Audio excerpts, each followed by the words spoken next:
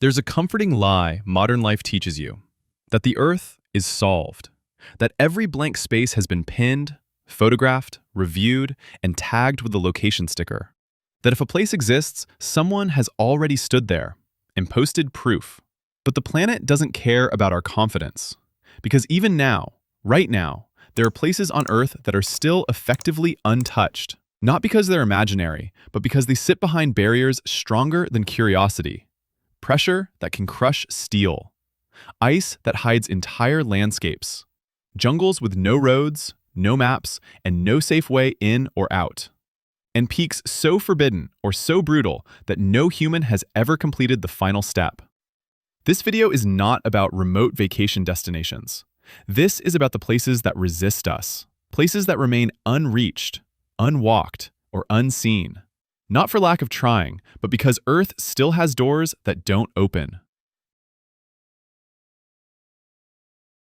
The true bottom of the ocean. Let's start with the closest thing Earth has to an alien world. The Challenger Deep sits inside the Mariana Trench in the western Pacific, and modern measurements put its depth around 10,984 meters, reported in major references. Down there, sunlight is irrelevant, temperature is low, and the pressure is so extreme that survival becomes an engineering question, not a biological one. Now here's the strange part. People have visited the Challenger Deep, but only a tiny number, using some of the most specialized submersibles ever built. So does it count as unreached? For most of Earth's ocean floor, yes. Because even though humans have touched the deepest point, the deep ocean remains one of the least directly explored environments on the planet, measured in tiny footprints on a landscape of darkness.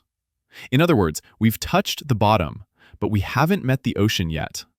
And that brings us to the next category of unreached. Not places that are impossible, places that are simply too big to finish exploring. The seafloor we haven't mapped. Think about that. A whole planet where the ground under most of the water is still not fully charted in high detail. Modern deep-sea mapping has improved fast, but huge stretches of the ocean remain mapped only crudely or inferred indirectly.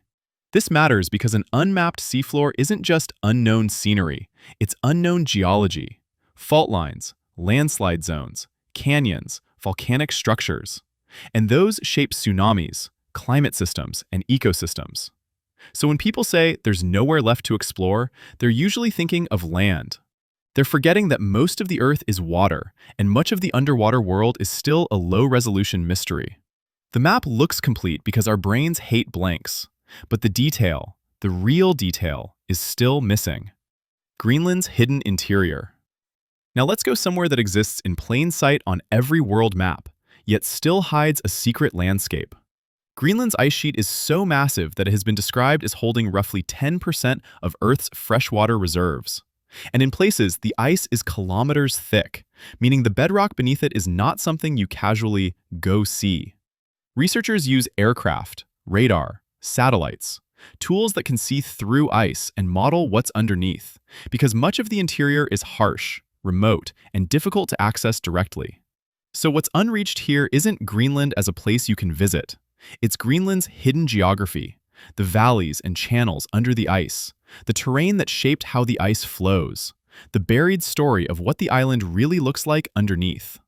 It's one of the strangest feelings in exploration, standing on a surface that looks like endless white, while knowing there is an entire world below your feet that you can't see. Not because it isn't there, because it's sealed. The limestone wall in the sky. If the ocean is unreachable because it's too deep, and Greenland is unreachable because it's too frozen, then Papua New Guinea offers a third kind of barrier, the jungle that refuses roads. In the Star Mountains, there's a dramatic limestone escarpment known as the Hindenburg Wall, a steep, rugged karst region that has been famous for how difficult it is to access and study. Expeditions that did reach parts of this area reported extraordinary biodiversity findings, including dozens of potential new species during surveys of the region. That's the pattern with places like this. The moment scientists get a short window of access, the jungle immediately proves the world has been underestimating it. New insects, new plants, creatures that live in ecosystems so isolated they might as well be on islands in the sky. And it raises a question that should make any viewer uncomfortable.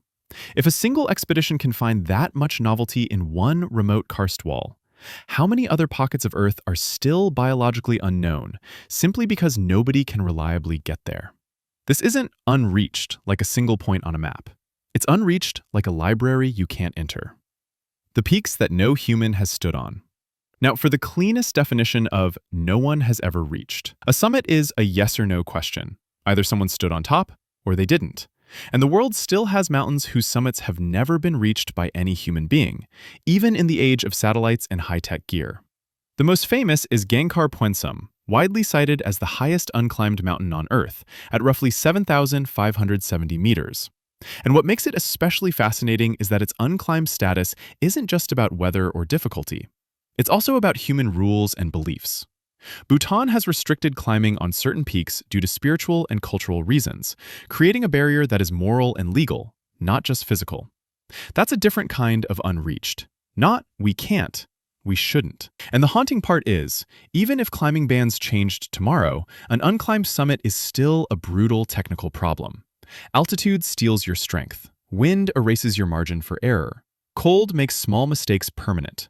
So these peaks remain, quietly, as some of the last true, no human footprints targets on land. You can see them from afar. You can draw them on a map. But nobody has ever completed the final meter. The place that is unreached on purpose. There's one more category that deserves to be here, even if it makes adventure feel less romantic. Some places are unreached because entering would be an ethical failure. North Sentinel Island is the most famous example. Access is restricted because the Sentinelese people have repeatedly rejected contact, and outsiders risk bringing diseases and violence into a community that did not consent to be part of the modern world. This is a reminder that exploration can be a polite word for intrusion. Sometimes the correct answer isn't to reach the place. It's to leave it alone and accept that the world contains lives and histories we are not entitled to touch. So where are the places no one has ever reached? Some are at the bottom of the ocean. Real, physical locations crushed by pressure. Some are beneath ice sheets, visible only through radar and inference. Some are inside jungles that still hide species we haven't even named yet. And some are mountain summits that have never felt the weight of a human step. The map of Earth looks finished because it's easy to draw borders. But borders are not exploration. Names are not knowledge. And a pin on a globe doesn't mean a place has been met.